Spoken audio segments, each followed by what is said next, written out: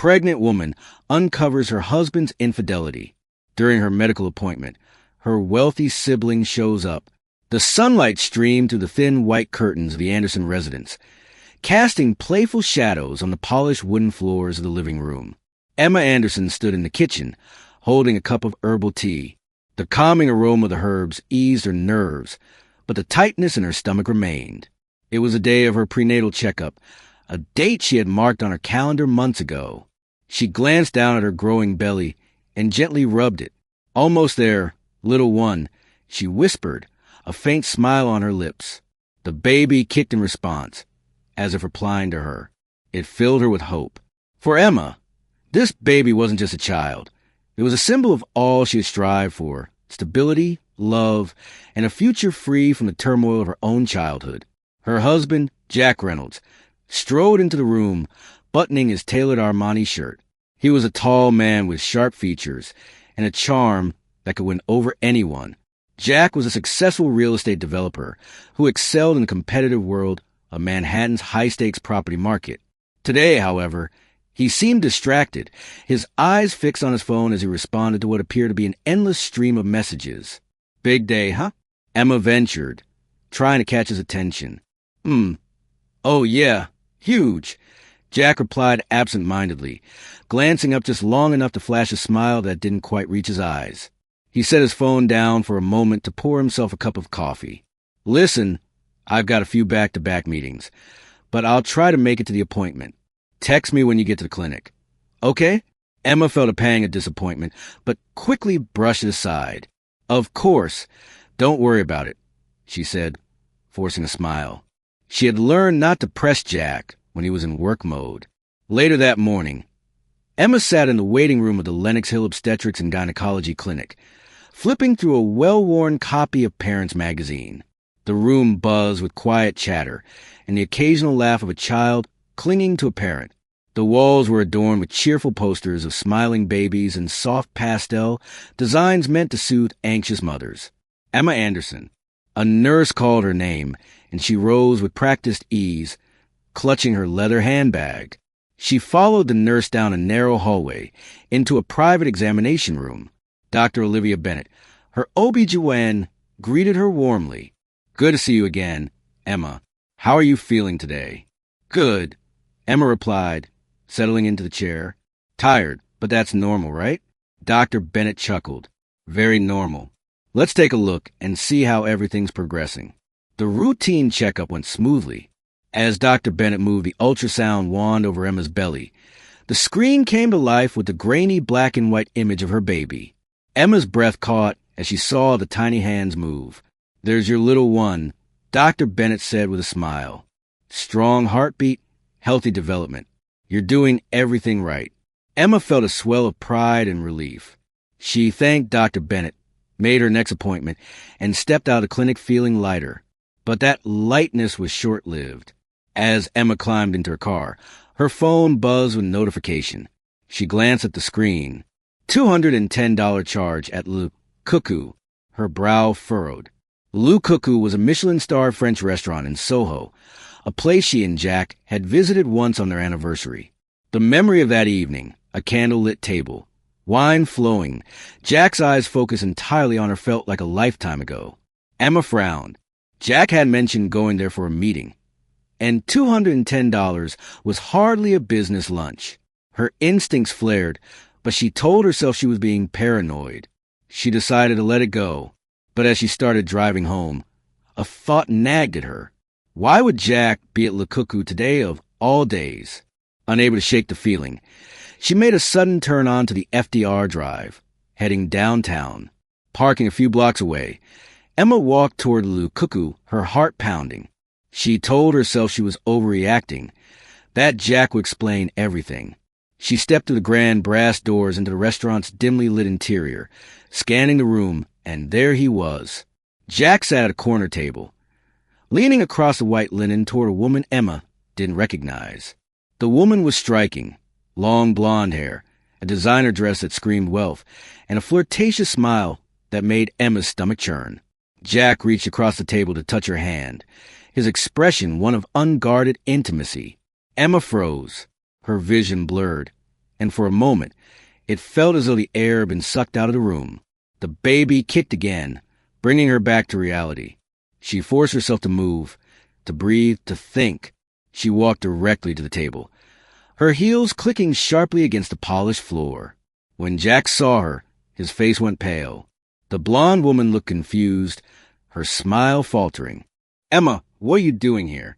Jack stammered, standing awkwardly. "What am I doing here?" Emma repeated, her voice trembling. "I could ask you the same thing." The blonde shifted uncomfortably. "Jack, who is this?" she asked, her voice dripping with disdain. Emma turned to her, her gaze icy. "I'm his wife," she said, letting the words cut through the air. She didn't wait for a response.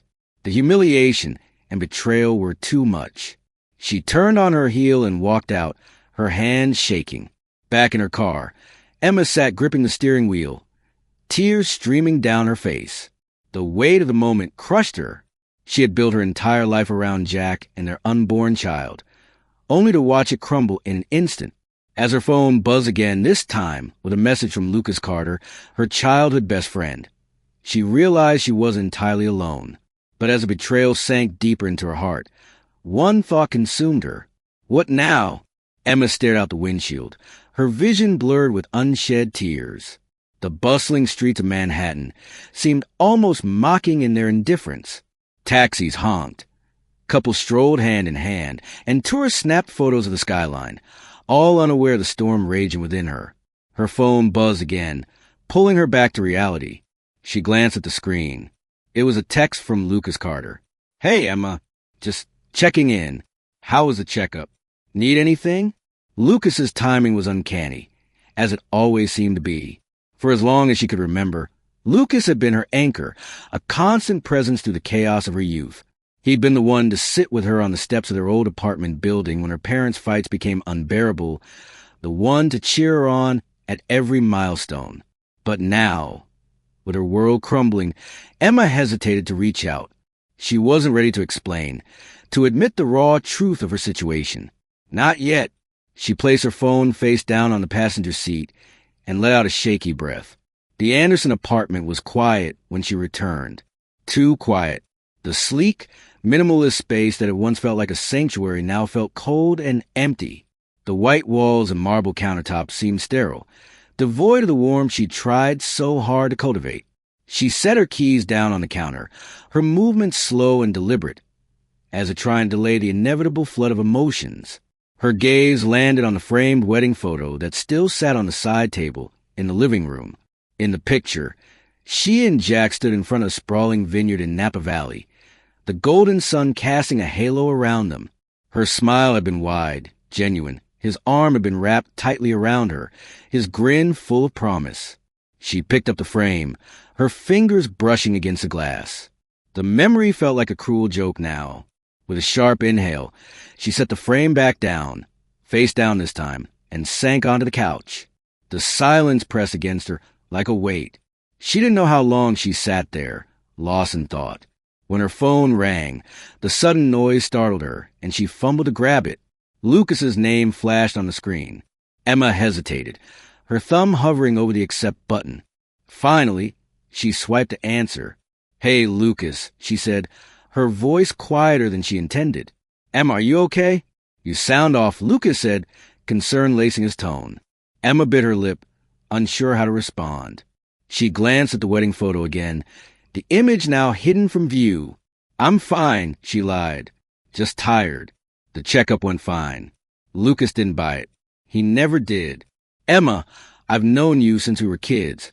"That's not your fine voice." "What's going on?" The floodgates opened. Her voice cracked as she said, I saw Jack today at Cuckoo. He was with someone else." The words hung in the air, heavy and raw. There was a pause on the other end of the line. Then Lucas's voice came, calm but firm. "Where are you now?" "At home," Emma replied, wiping her tears with the back of her hand. "I'm coming over," Lucas said, leaving no room for argument. It wasn't long before the buzzer rang. Emma dragged herself off the couch and pressed the intercom. Moments later, Lucas stepped through the door. He was as familiar as ever, dressed in his usual jeans and a navy sweater, his dark hair slightly tousled. But his expression was different, serious, protective. Lucas crossed the room in a few strides and pulled Emma into a hug. She didn't realize how much she needed it until she was in his arms. The tears she'd been holding back spilled over, soaking his sweater. "It's okay," Lucas murmured, his hand gently rubbing her back. "Let it out." For a while they stayed like that, Lucas's steady presence grounding her. When she finally pulled back, she felt a little lighter, though the pain was still there, a dull ache in her chest. Lucas guided her to the couch, sitting beside her. "Start from the beginning," he said. Emma recounted the events of the day, the checkup, the restaurant, the blonde woman. She stumbled over her words at times, her voice trembling, but Lucas listened patiently, his expression darkening as she spoke. When she finished, he let out a long breath, leaning back against the couch. "That son of a," he began, but stopped himself, clenching his jaw. "Emma, you don't deserve this. Not you. Not after everything you've been through. I just don't understand," Emma said, her voice breaking. "I thought we were happy. I thought we were building something real." Lucas reached for her hand, his grip firm but gentle. "You are building something real. But Jack, he doesn't deserve to be part of it." And of hope breaking through the despair. "What do you mean?" Lucas hesitated for a moment, then said, "Ethan and Noah are in town. I'll call them. We'll figure this out together." The mention of Ethan and Noah brought back memories of the Carter brothers. They had always been larger-than-life figures. Ethan, the stoic eldest with an intimidating intellect. Noah, the artistic middle brother with a heart of gold. And Lucas, her best friend, the bridge that connected them all. The idea of their support stirred something in Emma, a spark of strength she thought she'd lost. Maybe she wasn't as alone as she felt. As Lucas made the call, Emma leaned back against the couch, her hand resting on her belly. The baby kicked again, as if reminding her of the life growing inside her. For the first time that day, she allowed herself to believe that maybe, just maybe, she could rebuild. Emma didn't know what to expect when Lucas mentioned Ethan and Noah were coming over. The Carter brothers were like forces of nature, each powerful in his own way. She hadn't seen them in months, not since the charity gala they'd hosted downtown. Their lives, so polished and grand, felt like a world apart from hers now. Yet the thought of their presence stirred a mixture of relief and apprehension. Sitting on the couch, she felt the weight of the day pressing down on her. The events at Le Cuckoo replayed in her mind like a loop she couldn't escape. Jack's hand brushing against another woman's, his face filled with warmth and affection, the kind she thought was reserved for her. Every time the memory surfaced, it felt like another dagger in her chest. "Hey!" Lucas's voice broke through her thoughts. He sat beside her, his phone resting on the coffee table. "They're on their way." Emma nodded but couldn't summon words. She stared at the wall, her mind adrift. It was Lucas who filled the silence. "You know they're going to be mad, right?" he said softly. "Not at you, but at him." She glanced at him, her brow furrowing. "Lucas, I don't need anyone to be mad for me. I don't even know what I need." "You need people in your corner," Lucas replied firmly. "And you have us, all of us." His words carried a conviction that made her chest tighten. She wasn't used to leaning on others. Even with Jack, she had always prided herself on being the strong one, the problem solver. But now, sitting in her living room, with everything falling apart, she realized how much she needed that support. An hour later, the buzz of the intercom broke the quiet. Lucas stood, walking briskly to the panel. "Yeah," he said into the microphone. "It's us," a voice replied, Ethan's, low and commanding as always. Lucas pressed the button to unlock the door, then turned to Emma. "Ready?" No, she wasn't, but she nodded anyway. Moments later, the front door opened and Ethan and Noah stepped inside. The contrast between them was striking. Ethan, in his tailored navy suit and black overcoat, exuded the sharp precision of a man who controlled empires. His salt and pepper hair and piercing gray eyes gave him an air of authority that was almost intimidating. Beside him, Noah, dressed in a casual leather jacket and jeans, carried a warmth that softened the tension in the room. His messy chestnut hair and easy smile had always made him the approachable one. "Hey, kiddo," Noah said as he walked over and pulled him into a hug. "It's good to see you, even if the circumstances suck." Ethan followed, his movements deliberate. He didn't say anything at first, just studied her with a thoughtful expression before giving her a brief but firm hug. "We're here," he said simply, as though that statement alone carried all the weight she needed. They gathered in the living room, the tension palpable. Emma sat curled up in the armchair, clutching a throw pillow to her chest. Lucas perched on an armrest beside her, while Ethan and Noah took the couch. "So," Ethan began, his voice cutting through the silence like a blade. "Tell us everything." Emma hesitated, her gaze flicking to Lucas, who gave her an encouraging nod. She recounted the events of the day again, her voice shaking at times. She felt exposed, vulnerable, laying out the raw details of Jack's betrayal. But the Carter brothers listened intently, their expressions darkening with every word. When she finished, there was a moment of silence. Then Ethan leaned forward, his elbows resting on his knees. "This isn't just a personal betrayal," he said, his tone measured. "It's financial exploitation. If he's been using your money for this affair, we need to find out how deep it goes." "Agreed," Noah said, his usually warm expression hardening. "But first, Emma, how are you holding up?" "Really?" Emma blinked, surprised by the question. "I don't know," she admitted. "I feel numb, angry, but mostly I just feel stupid. I should have seen this coming." "Don't," Lucas interjected, his voice sharp. "Don't you dare blame yourself for this." "He's right," Noah added. "Jack made his choices. This is on him, not you." Ethan nodded. "The question now is what you want to do next.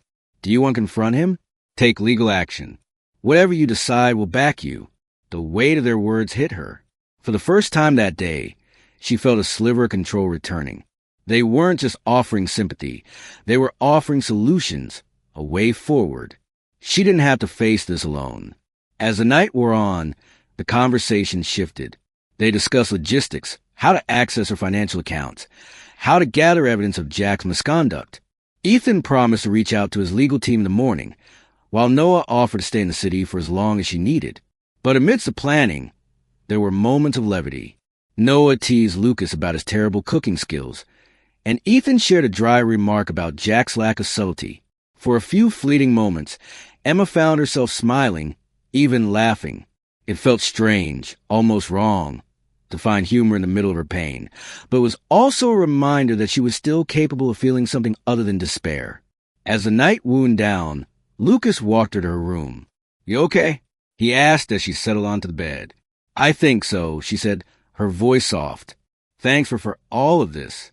He smiled, his hand lingering on the doorframe. "Always, Emma."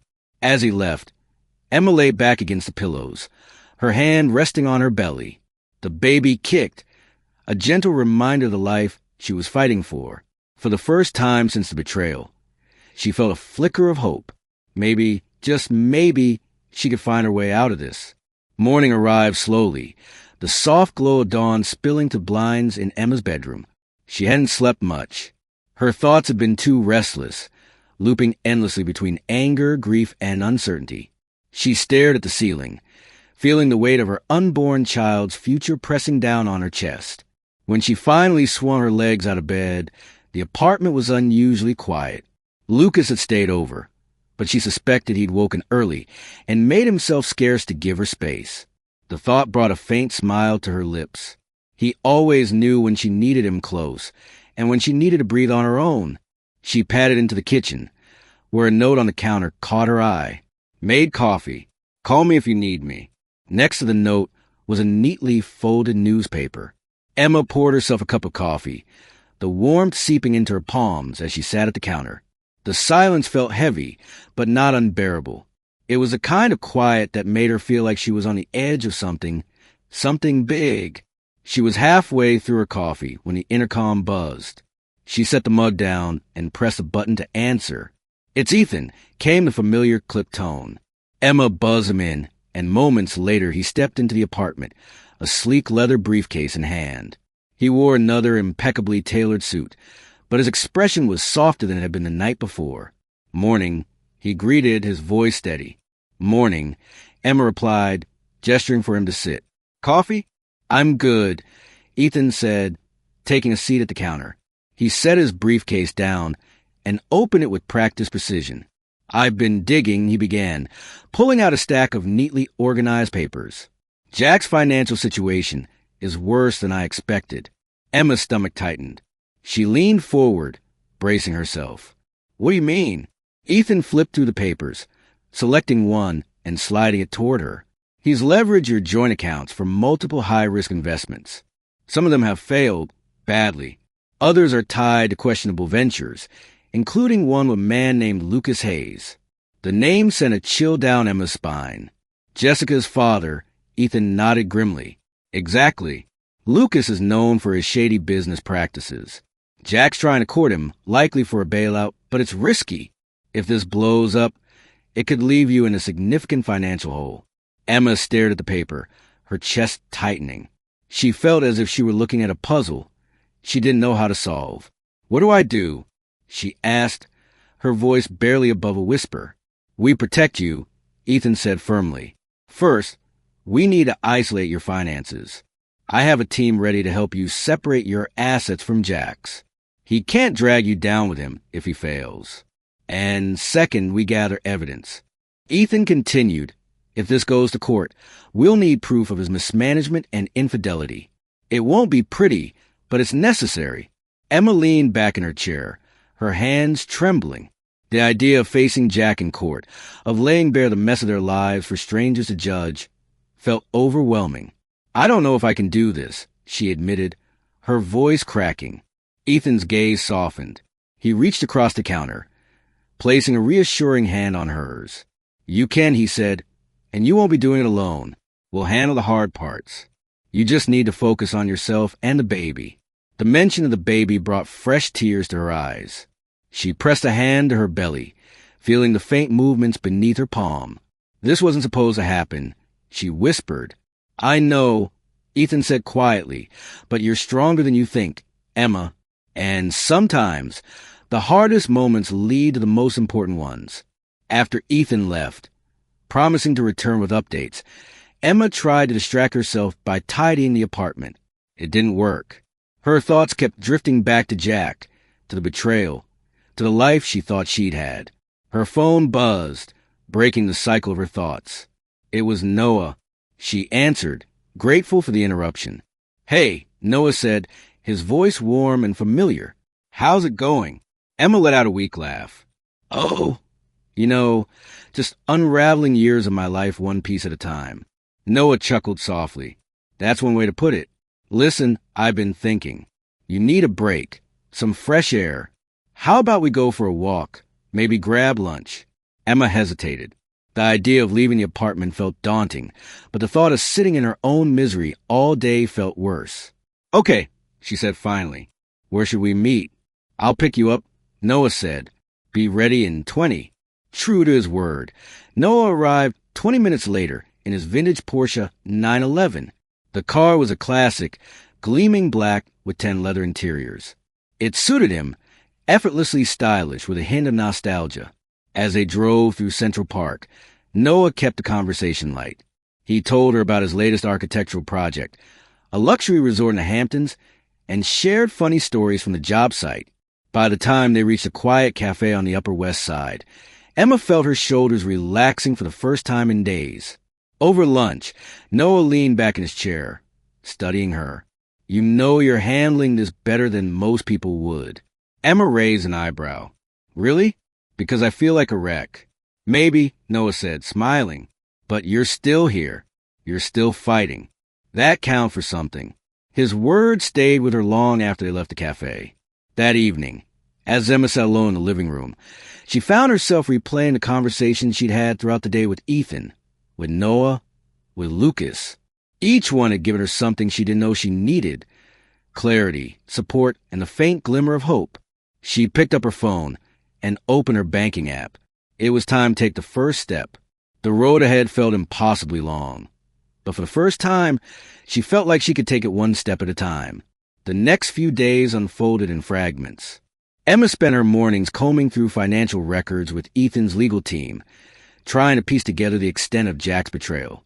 Afternoons were a mix of short walks with Lucas, calls with Noah about logistics, and stolen moments of quiet reflection. Through it all, her unborn child remained her anchor. Every flutter, every kick reminded her of the life growing within her. It was as though the baby was telling her, "I'm here, and we'll get through this together." On a brisk Tuesday morning, Emma sat in her living room, a stack of legal documents spread out on the coffee table. The Carters' financial advisor, an older man named Walter Harrington, sat across from her, walking her through the process of separating her assets from Jack's. "Your joint accounts have been frozen," Walter explained, his tone calm but firm. "Jack won't be able to access them without your consent. This gives us time to assess the damages." Emma nodded, trying to absorb the information. Her hands fidgeted in her lap, a nervous habit she'd picked up as a child. "And the investments he made with my money?" she asked. Walter adjusted his glasses. "We're working on those. Some may be recoverable, but others, well, it's likely they're a loss." The thought of her hard-earned savings disappearing into Jack's reckless scheme sent a pang of anger through her. But instead of letting it consume her, she took a deep breath. "What's next?" Walter smiled faintly, impressed by her composure. "Next, we document everything. Ethan's team is handling that. You just focus on staying strong for yourself and your baby." As Walter packed up his papers and left, Emma felt a flicker of something she hadn't felt in weeks. Control. It was a small step, but it was hers. That afternoon, Noah stopped by unannounced, carrying a small box. "I have something for you," he said, setting the box on the kitchen counter. Emma raised an eyebrow. "What's this?" "Open it and see," Noah said, leaning casually against the counter. Inside the box was a set of high-quality drawing pencils and watercolors. For a moment, Emma just stared at them, her mind racing back to a time when art had been her escape. "You used to love sketching," Noah said softly. "Thought it might help you clear your head." Emma ran her fingers over the sketchbook's smooth cover, emotions welling up. It had been years since she'd allowed herself the luxury of creating something just for the sake of it. Life had gotten in the way. Work, marriage, expectations. "I don't know if I even remember how," she admitted, her voice barely above a whisper. "Trust me, you do," Noah said with a warm smile. "And if you don't, that's okay too. Just try." That evening, after the apartment had grown quiet, Emma opened the sketchbook. At first, the blank page intimidated her, but as she let the pencil glide across the paper, creating soft, tentative lines, she felt a weight lift from her shoulders. By the time she set the pencil down, her heart felt lighter. It wasn't just about the drawing. It was about reclaiming a piece of herself she'd forgotten. 2 days later, Emma received an unexpected call. It was Jessica Hayes. "Emma," Jessica began, her voice honey but sharp, "we need to talk." Emma's grip on the phone tightened. She wanted to hang up, to avoid the confrontation entirely, but something inside her, perhaps the newfound strength she was beginning to build, made her stay on the line. "I don't think we have anything to talk about, Jessica." "Oh, I think we do," Jessica said, her tone laced with smugness. "Jack's in deep with my father's company, and it's only a matter of time before he drags you down with him. I'm giving you a chance to step aside gracefully." Emma's pulse quickened, but she kept her voice steady. "Gracefully? You mean quietly?" "Call it what you want," Jessica replied. "You're not cut out for this kind of mess, Emma. Leave it to people who know how to handle it." The audacity of Jessica's words sent a surge of anger through Emma. For so long, she had let people like Jessica, entitled, arrogant, believe they held the upper hand, but not anymore. "You don't know me, Jessica," Emma said, her voice firm. "And if you think I'm going to let Jack or your father walk all over me, you're in for a surprise." Before Jessica could respond, Emma ended the call. Her hands were trembling, but it wasn't from fear. It was from the adrenaline of standing her ground. That evening, Ethan stopped by with more news. "We found more evidence," he said, setting a file on the counter. "It's enough to make a case against Jack, if it comes to that." Emma opened the file, her eyes scanning the documents. Each piece of evidence was like a puzzle piece falling into place. It was overwhelming, but it also gave her clarity. "You're doing well," Ethan said, his tone uncharacteristically gentle. I know this isn't easy. It's not, Emma admitted, closing the file, but I'm starting to see a way forward. And that's something. Ethan nodded, his expression thoughtful. You've always been stronger than you realize, Emma. Don't forget that. As Ethan left, Emma stood by the window, watching the city lights flicker against the night sky. She still had a long way to go, but for the first time, she felt like she was moving in the right direction. Later that night, Emma sat in her living room, her sketchbook open on her lap. She drew without thinking, letting the lines take shape on their own. When she finally looked down at the page, she saw the outline of a tree, strong, rooted, unshaken by the wind. It was a reflection of herself, she realized. And as she traced her fingers over the drawing, she whispered, "We'll be okay." The baby kicked in response, and Emma smiled. The road ahead was uncertain, but for the first time in weeks, she felt like she could face it one step at a time. The weight of anticipation hung heavy in the air as Emma prepared for the meeting Ethan had arranged. They were going to confront Jack publicly, strategically, and on her terms. The thought of facing him again made her stomach churn, but also filled her with a resolve she hadn't felt before. This wasn't just about her anymore. It was about protecting her child and reclaiming the life she deserved. As she stood in front of the mirror, adjusting her navy blazer, Emma's reflection stared back at her, a woman caught between fear and determination. Her fingers brushed against her growing belly, and she closed her eyes, drawing strength from the tiny life within her. "You've got this," she whispered to herself. It wasn't much, but it was enough to steady her nerves. The confrontation was set to take place at the Carter Foundation's downtown office, a sprawling building of glass and steel that exuded power. Ethan had chosen the location carefully. It was neutral ground, but undeniably intimidating, a subtle reminder of the resources and influence Emma had behind her. Noah met her at the entrance, his warm smile a welcome sight. "Ready?" he asked, his tone light but supportive. Emma nodded, even though her heart was racing. "As ready as I'll ever be."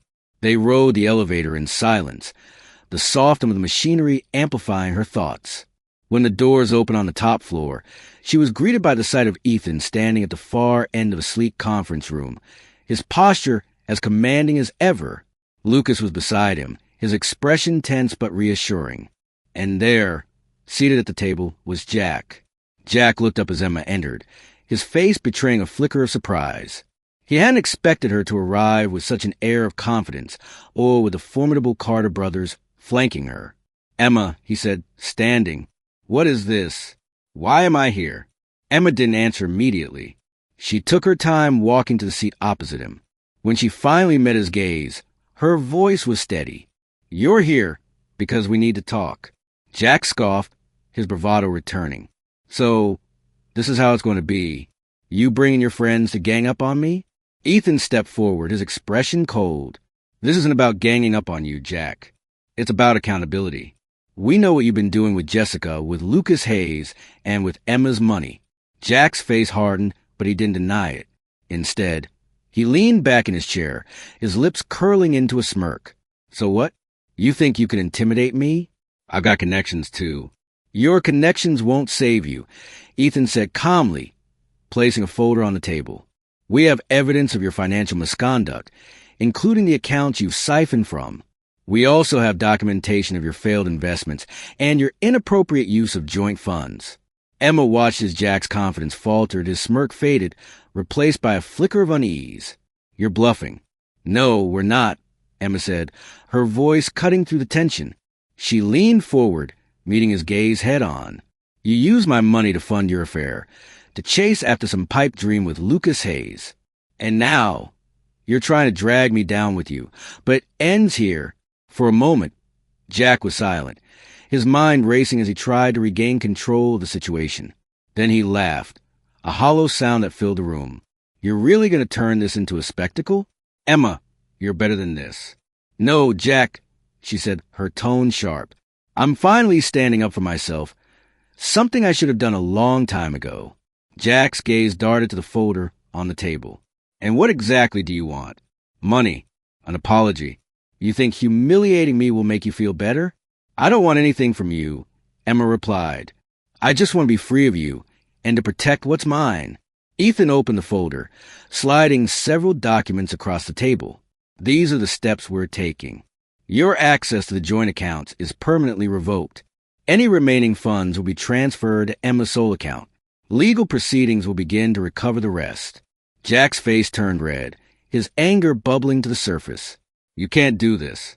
We already have, Ethan said simply. And one more thing, Noah added, his voice deceptively casual. Lucas Hayes, he's pulling out of your deal. We made sure of that.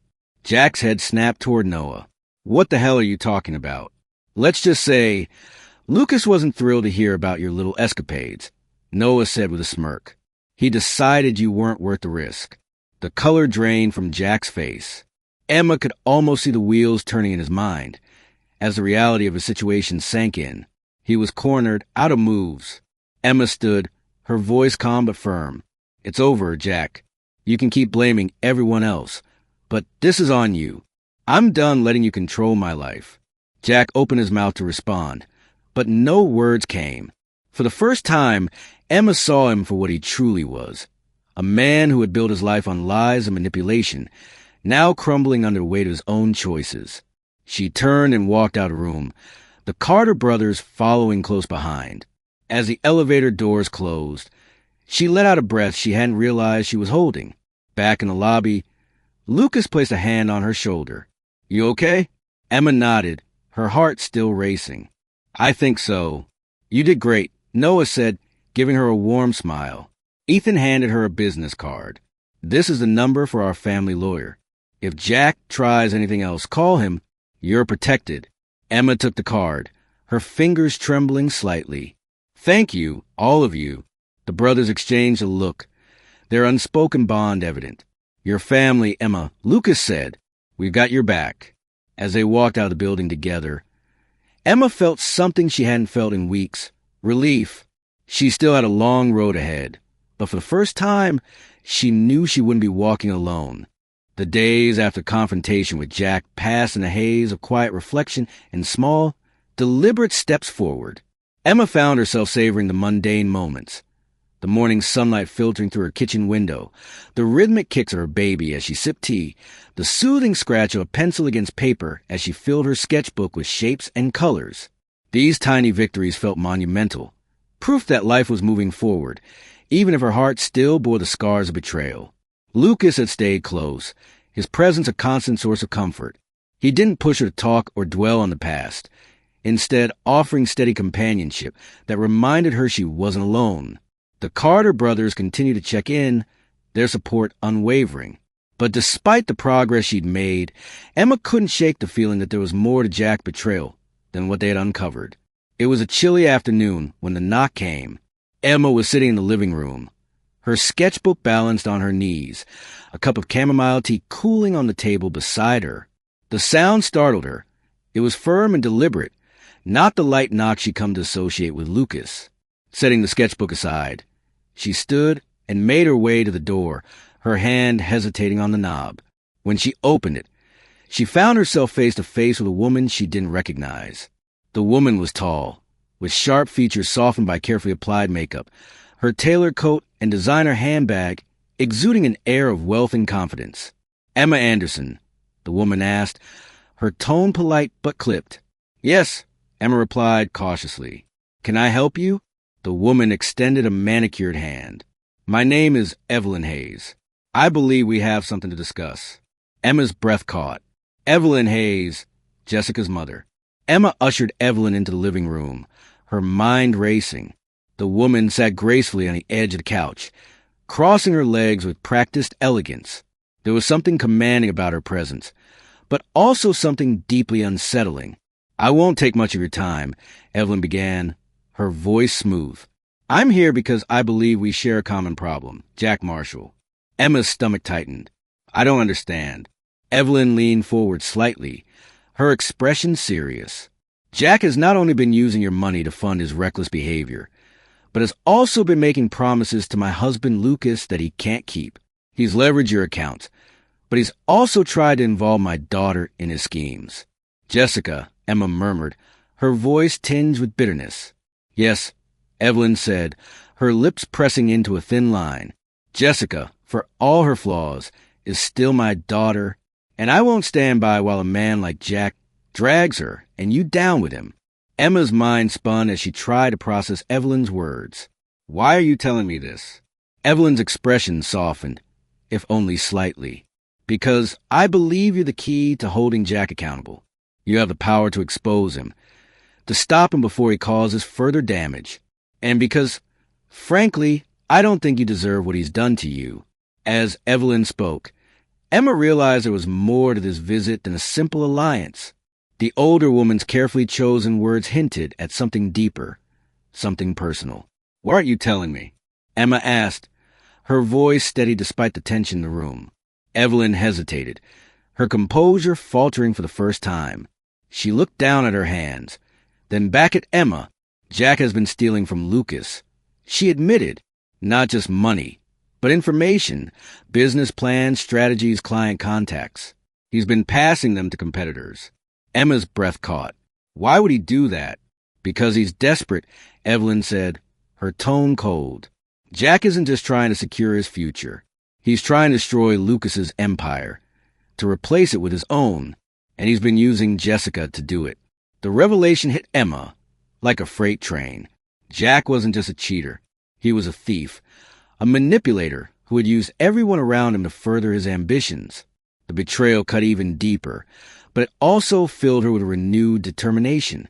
What do you want from me? Emma asked, her voice low but firm. Evelyn's gaze sharpened. I want you to take him down. My husband and I have the resources to support you. We can provide additional evidence, legal representation, whatever you need. But it has to come from you. Jack needs to know he can't escape the consequences of his actions. That night, after Evelyn left, Emma sat in the quiet of her living room, her mind racing. The offer was tempting, a chance to not only protect herself, but to expose Jack for the man he truly was. But it also meant diving deeper into a battle she wasn't sure she was ready to fight. As she wrestled with her thoughts, Lucas arrived, his presence grounding her. He listened quietly as she recounted her conversation with Evelyn, his expression darkening as the details unfolded. You don't have to do this, he said gently. If it's too much, we'll find another way. Emma looked at him, her hand instinctively resting on her belly. But what if this is the only way? What if this is how I protect my child, my future? Lucas's gaze softened. Then I'll be with you every step of the way. The next morning, Emma called Evelyn. Her voice was steady as she said, I'll do it, but on my terms. Evelyn's response was swift and approving. Good, I'll make the necessary arrangements. As Emma hung up the phone, she felt a sense of purpose she hadn't felt in weeks. The road ahead would be messy, but for the first time, she was ready to face it head on. She wasn't just fighting for herself anymore. She was fighting for her child, for her future, and for the life she knew she deserved. The morning of the hearing dawned cold and gray, the kind of day that seemed to hold its breath, waiting for something to happen. Emma stood in front of the mirror, carefully fastening the buttons on her coat. She took in her reflection, her features steady, her shoulders squared. The woman staring back at her looked different, stronger. This was no longer the Emma who had discovered her husband's betrayal in a dimly lit restaurant. This was someone who had fought her way back to herself, piece by piece. Lucas appeared in the doorway, holding a travel mug. Tea, he said simply, offering it to her. His eyes searched hers, a silent question in them. Emma took the mug, her fingers brushing his. Thank you, she said softly, for everything. You don't have to thank me, Lucas replied, his voice steady. I'm here because I believe in you. She smiled faintly, taking a sip of the tea. It was warm, grounding. Let's go.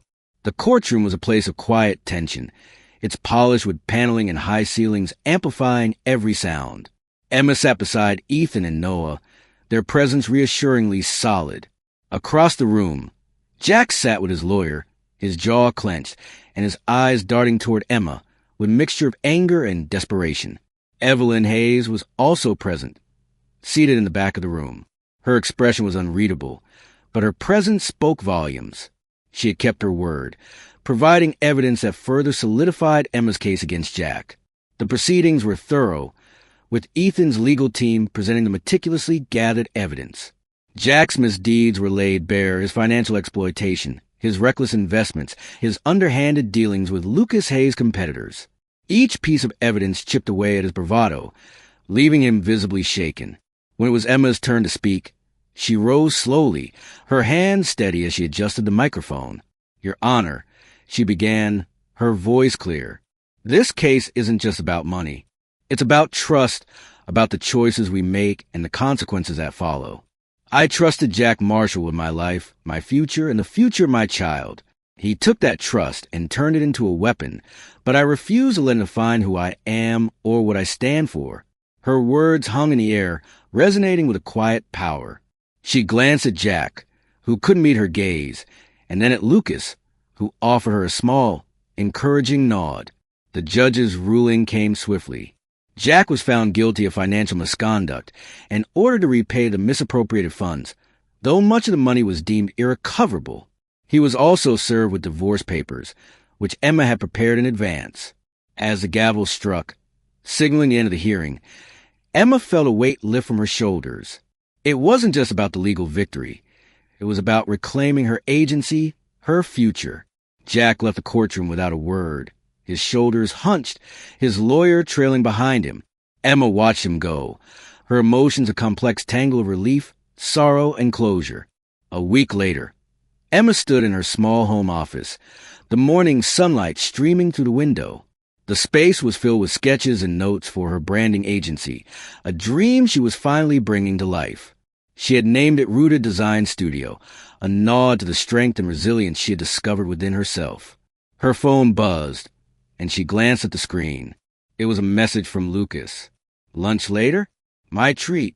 Smiling, she typed back a quick reply. "See you at noon." As she set her phone down, there was a knock at the door. Emma opened it to find a courier holding a small package. "Delivery for Emma Anderson," he said, handing it to her. Emma thanked him and closed the door. Her curiosity piqued. She opened the package carefully, revealing a handwritten note on thick, elegant paper. "Emma, thank you for your courage. Your strength inspired me to take a closer look at the choices I've made and to make changes where they were long overdue. Consider this a small token of my gratitude. Evelyn Hayes." Beneath the note was a check for $100,000 made out to Rooted Design Studio. Emma stared at the check, her breath catching. It wasn't just the money. It was the acknowledgement, the validation of her journey. That evening, Emma invited the Carter brothers and Evelyn to her apartment for a quiet dinner. It was a simple affair, but it felt monumental. As they toasted to new beginnings, Emma looked around the table, her heart full. Lucas caught her eye, his smile warm and steady. In that moment, she realized something that had been quietly growing between them, a connection deep in friendship, built on trust and unwavering support.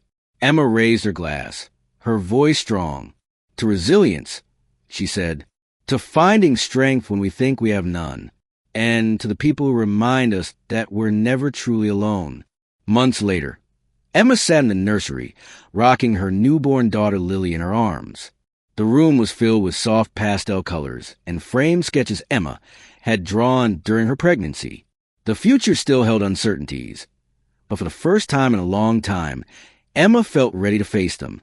She had rebuilt her life from the ashes of betrayal, stronger and more rooted than ever before. And as Lily's tiny fingers curled around hers, Emma whispered, "We're going to be okay. Better than okay." The past no longer defined her. The future was hers to shape. And so, Emma's journey from heartbreak to triumph reminds us all of the power of resilience and the strength that lies within when everything seems to fall apart. With the support of those who truly cared for her, she turned betrayal into opportunity and reclaimed her life on her own terms. But what would you have done in Emma's place? Would you have had the courage to stand up and fight back? Let us know your thoughts in the comments below. We'd love to hear from you. And if this story inspired you, don't forget to hit subscribe and turn on notifications so you never miss another story of resilience, twists, and justice. Thank you for watching, and we'll see you in the next one.